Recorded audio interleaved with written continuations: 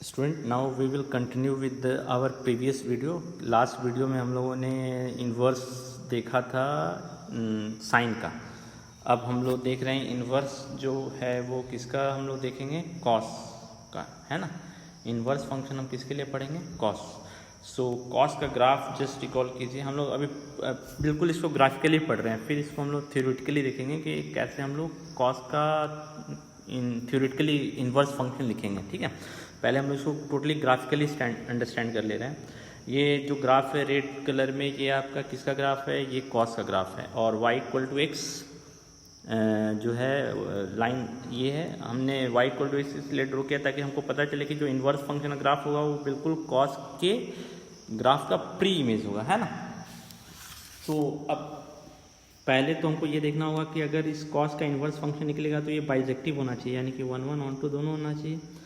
अब आप अगर ऑब्जर्व करें तो ये जो हमारा कॉस का फंक्शन है ये 1 1 नहीं है ना। 1 1 नहीं है। क्यों नहीं 1 1 है? क्योंकि अगर हम एक हॉरिजेंटल लाइन ड्रॉ करेंगे तो ये ग्राफ को बहुत ज़्यादा कट करेगा, यानी कि एक y के लिए हमको बहुत सारा x मिलेगा, एक y के लिए हमको बहुत सारा x मिलेगा। तो इसका मतलब ये जो फंक्शन है ये 1 1 नहीं है ना। सो पहले हम इस फंक्शन को 1 1 बना दें ताकि जो इन्वर्स फंक्शन के लिए बाइजेक्टिव का कॉन्सेप्ट है वो फुलफिल हो जाए, है ना। सो बाइजेक्टिव का कॉन्सेप्ट फुलफिल करने के लिए हमको फंक्शन को 1 1 बनाना पड़ेगा। सो 1 1 कैसे बनाएंगे फंक्शन को वो हम लोग देखते हैं, ठीक है। सो 1 1 बनाने के लिए हम लोग को फंक्शन को रेस्ट्रिक्ट करना होगा। सो फंक्शन कहाँ से कहाँ तक रेस्ट्रिक्ट होगा वो देखिए। जैसे साइन में हम लोगों ने फंक्शन को 1 1 बनाने के लिए -π/2 से π/2 रेस्ट्रिक्ट किया था। इसमें हम जो फंक्शन को रेस्ट्रिक्ट करेंगे वो कहाँ से कहाँ करेंगे, 0 से π/2, ये वाला पार्ट, 0 से π। हम फंक्शन को सिर्फ इसी पार्ट में पढ़ेंगे। अब इस पार्ट में आप देखिए फंक्शन जो है 1 1 है। क्यों? आप हॉरिजेंटल लाइन ड्रॉ करेंगे तो ग्राफ को ये एक ही बार कट कर रहा है, तो फंक्शन आपका 1 1 है ना। और ये ऑन टू भी है क्योंकि फंक्शन जो हम लोग पढ़ रहे हैं वो अब -1 to 1 ही के लिए पढ़ रहे हैं, है ना। सो -1 to 1 तो इसका रेंज ही है, तो रेंज हमने लिख दिया तो फंक्शन ऑन टू है।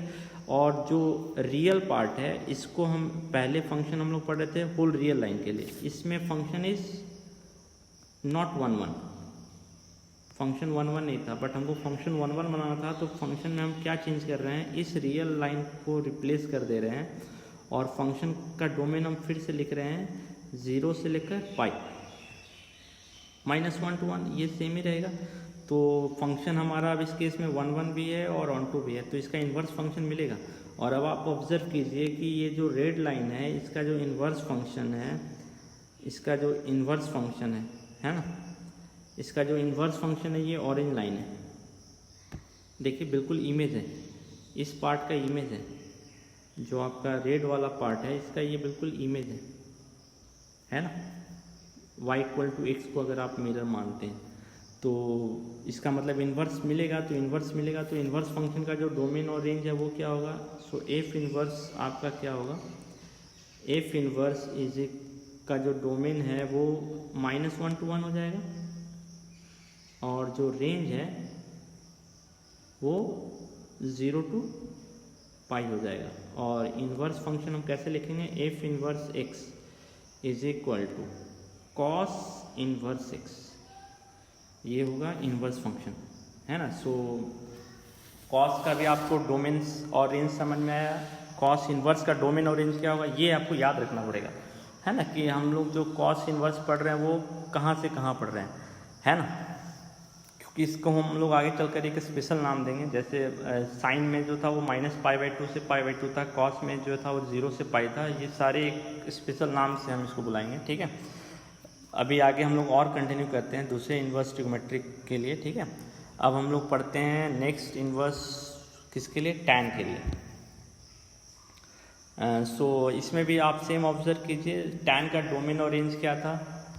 टैन फंक्शन का जो डोमेन और रेंज था आप अगर याद कीजिए, जो डोमेन था वो π/2 को छोड़ कर, देखिए π/2 पे जो है वो डिफाइंड नहीं है टैन, 3π/2 यानी π/2 के ऑड मल्टीपल को छोड़कर सारे पे डिफाइन था। तो इसका जो डोमेन था वो real number -x such that x is equal to 2n+1 π/2। इसको हम लोगों ने हटा दिया रियल नंबर में से, और इसका जो रेंज था वो होल रियल लाइन था, है ना। अब आप ऑब्जर्व कीजिए कि अगर हम इस फंक्शन को पढ़ेंगे तो ये फंक्शन क्या बाइजेक्टिव है, तभी हम इसका इन्वर्स के बारे में डिस्कस करेंगे। हॉरिजॉन्टल लाइन ड्रॉ कीजिए, ये फंक्शन बाइजेक्टिव नहीं है। देखिए एक इस tan का ग्राफ जो रेड लाइन से डिनोट है, ये tan का ग्राफ है ना, इसको ये बहुत बार कट कर रहा है ना। सो इससे साफ पता चल रहा है कि जो फंक्शन है ये 1 1 नहीं है। तो सबसे पहले हमको इसको क्या बनाना पड़ेगा, इसको 1 1 बनाना पड़ेगा। तो फंक्शन के हम सेम जो हम लोग साइन कॉस में कर रहे थे वही काम इसमें भी करेंगे, यानी कि इसके डोमेन को हमको रिस्ट्रिक्ट करना पड़ेगा। अब हम इस tan को कहाँ से कहाँ पढ़ेंगे, ये हमारे लिए इम्पोर्टेंट है। इस tan को हम सिर्फ -π/2 से लेकर π/2 के लिए पढ़ेंगे, तब जाकर इसका जो इन्वर्स फंक्शन है वो मिलेगा। यानी कि हम सिर्फ इसी ग्राफ को पढ़ेंगे, सिर्फ इस ग्राफ को, इन सारे ग्राफ को आप नहीं पढ़ रहे हैं। तो अब आप देखिए फंक्शन 1 1 है, हॉरिजॉन्टल लाइन आप ड्रॉ कीजिए, ग्राफ को एक ही बार कट करेगा, तो ये फंक्शन 1 1 है। तो यानी कि हमने अपने जो डोमेन है उसको रिस्ट्रिक्ट कर दिया। सो डोमेन अगर रिस्ट्रिक्ट किया तो डोमेन अब क्या होना चाहिए, डोमेन -π/2 से π/2 होना चाहिए। यानी कि इसको अब हम नहीं पढ़कर अब जो डोमेन है फंक्शन का वो कहाँ से कहाँ होगा, -π/2 ओपन इंटरवल, -π/2 से लेकर π/2, लेकिन जो रेंज है वो स्टिल रियल लाइन। अब ये फंक्शन 1 1 ऑन 2 दोनों है, सो इसका इन्वर्स मिलेगा। सो इन्वर्स मिलेगा तो इन्वर्स फंक्शन का जो डोमेन है वो रियल लाइन हो जाएगा, और रेंज क्या हो जाएगा, ओपन इंटरवल -π/2 से लेकर π/2।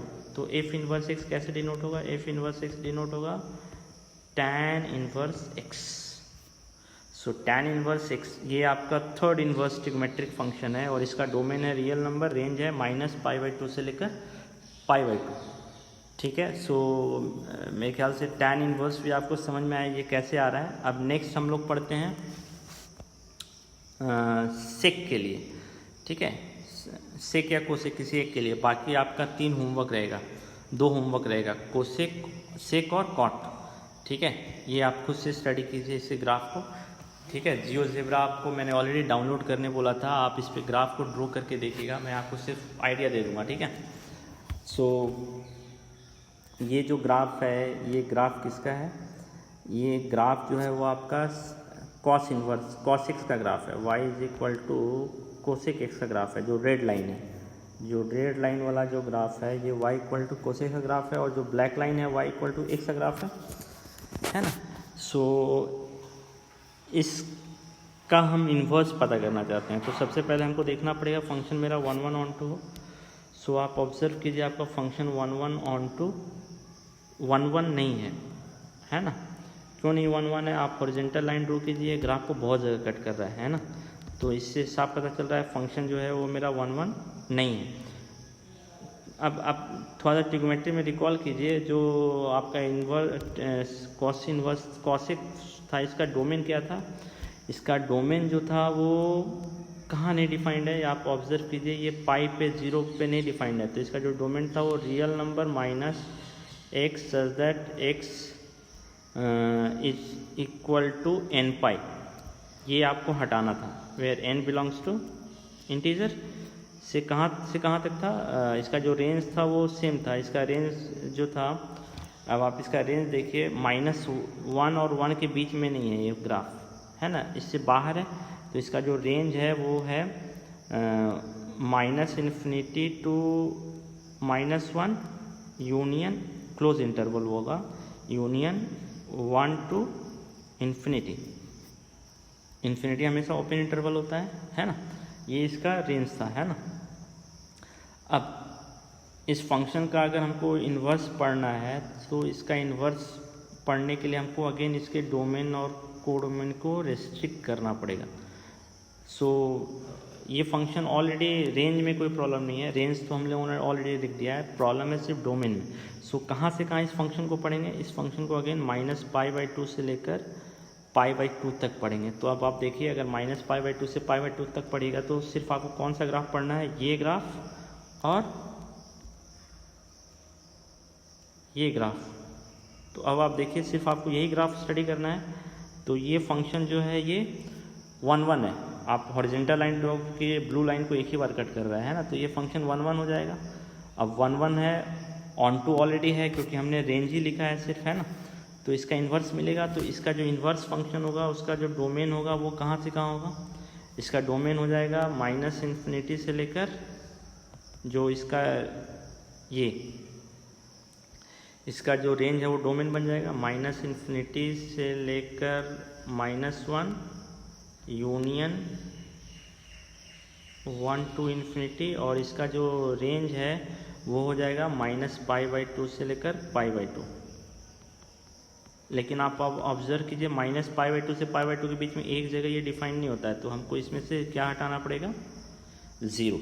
सो इसका जो रेंज होगा वो -π/2 से लेकर π/2 एक्सक्लूडिंग 0 होगा, है ना। सो और इन्वर्स फंक्शन कैसे लिखेंगे, f inverse x is equal to क्या लिखेंगे, कोसेक इन्वर्स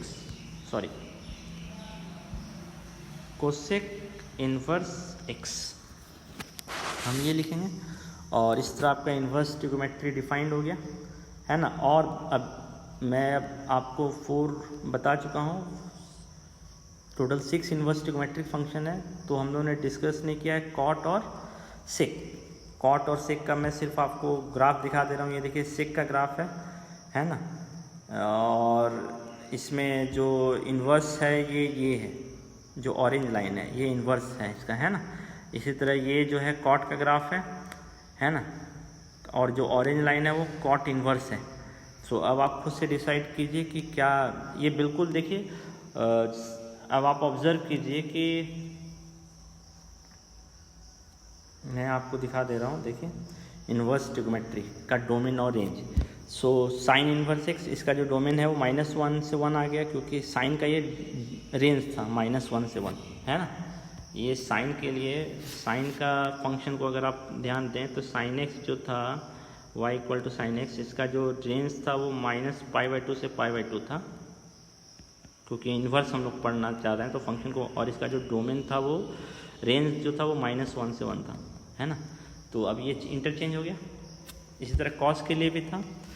अब आप ऑब्जर्व कीजिए, कोसेक के रेंज में बहुत अंतर नहीं है साइन से, -π/2 से π/2 है, बट कोसेक इन्वर्स x 0 पे डिफाइन नहीं होता, इसलिए 0 से हट गया। इधर सेक इन्वर्स x के रेंज में भी बहुत अंतर नहीं है, बिल्कुल कॉस के जैसा ही है, बट सेक कहाँ पे डिफाइन नहीं होता था, π/2 पे, इसलिए सेक इन्वर्स में से π/2 हट गया। टैन इन्वर्स और साइन इन्वर्स के रेंज में बहुत अंतर नहीं है, ये ओपन इंटरवल हो गया, क्योंकि π/2 और π/2 पे टैन डिफाइन नहीं होता था, है ना, -π। इसी तरह कॉट इन्वर्स और इसमें बहुत अंतर नहीं है कॉस में।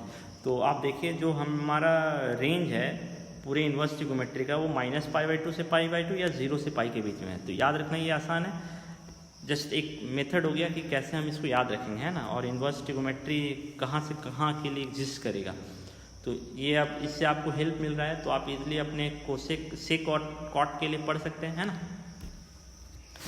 सो अब जो हमारा रेंज है, मैंने ऑलरेडी बोला था इसका एक स्पेशल नाम है, इसको हम लोग बोलते हैं प्रिंसिपल वैल्यू ब्रांच। ये इन्वर्स ट्रिगोमेट्री का प्रिंसिपल वैल्यू ब्रांच है, और ये इसका डोमेन है। तो डोमेन तो बिल्कुल सेम है, ट्रिगोमेट्री का जो रेंज था वो सारा डोमेन में कन्वर्ट हो गया, बट ट्रिगोमेट्री का जो डोमेन था वो सारे रेंज में कन्वर्ट नहीं हुआ इन्वर्स ट्रिगोमेट्री के, वो हम लोगों ने चेंज किया है। तो आपके लिए इम्पोर्टेंट क्या होगा इसमें, रेंज याद करना। डोमेन तो फिक्स रहेगा, डोमेन आपको ऑलरेडी याद रहेगा, बट जो रेंज है वो चेंज हो गया है यहाँ पे आके, तो आपको जो रेंज है वो याद रखना पड़ेगा।